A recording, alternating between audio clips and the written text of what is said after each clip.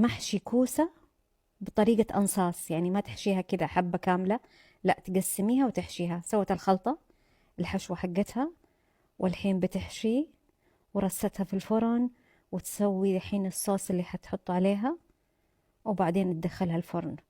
وشوفوا الشكل واللذاذة لما تطلع، ما شاء الله تبارك الرحمن، شهي تفتح النفس. حطت أجبان كمان ما شاء الله، شوفوا خطيرة. إذا ما جربتي محشي البصل بالفرن فاتك الكثير. طريقته جدا سهلة وجدا لذيذ، مسبك حامض من جد لذيذ.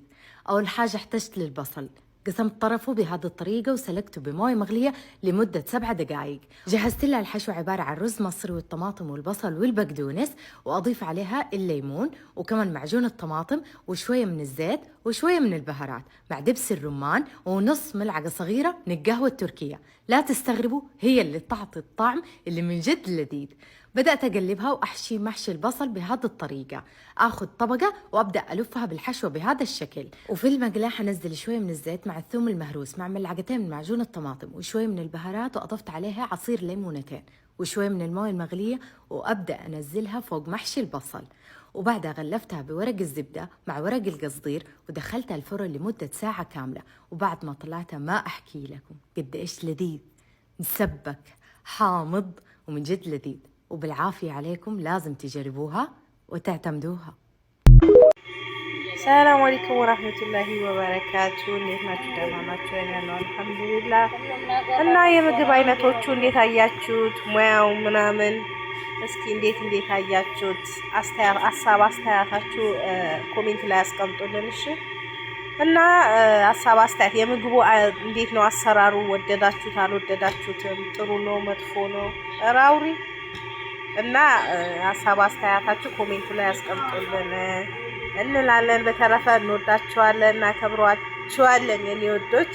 ቪዲዮ ስታዩት ደግሞ ላይክ፣ ሰብስክራይብ፣ ሼር አትርሱ፣ አበረታቱን።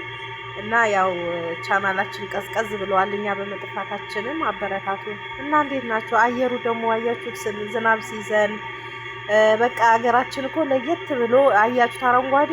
እኔ ሀገር መግባቴ ያው ብነግራችሁም አላመናችሁም። እኔ ሀገር ሆኜ ነው እያወራኋችሁ ያለሁት። ይሄ መዝራችን ነው እያሳየኋችሁ ያለሁት። ሚስት ስደት ላይ ካለች አንተ ኢትዮጵያ ከሆንክ ይሄ ቪዲዮ ላንተ ነው። በደንብ አዳምጠኝ።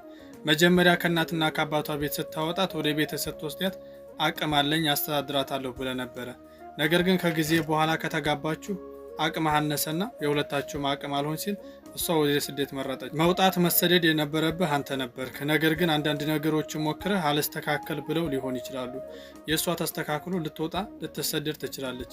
እሷ ከተሰደደች ወይም ከሀገር ውጭ ከወጣች በኋላ ያንተ ጸባይ መቀየር ምን የሚሉት ነው? ወደ ስደት እኮ ስትልካት ተዝናኝ ብለህ ብር አልሰጠሃትም። ለፍተሽ ግረሽ ደክመሽ ብር አምጪ ብለን የላካት። ታዲያ በዛ መካከል አመመኝ ደከመኝ ሰለችኝ ስትል አንተ ለምን ነው የሚደክምህ? የማትረዳት ሀሳቧን የማትቀበላት አመመኝ ስትልህ ሁልጊዜ አንቺ እንደዚህ ነሽ ከፈለሽ ወደ ሀገር ገቢ የምትላት ለምንድን ነው? ታስቷት የአንድ ወር ብር ካላከችልህ ሳምንት አንድ ወር ታኮርፋታለህ። አሁን ላይ አንተን ልመና ነው የሰለቻት።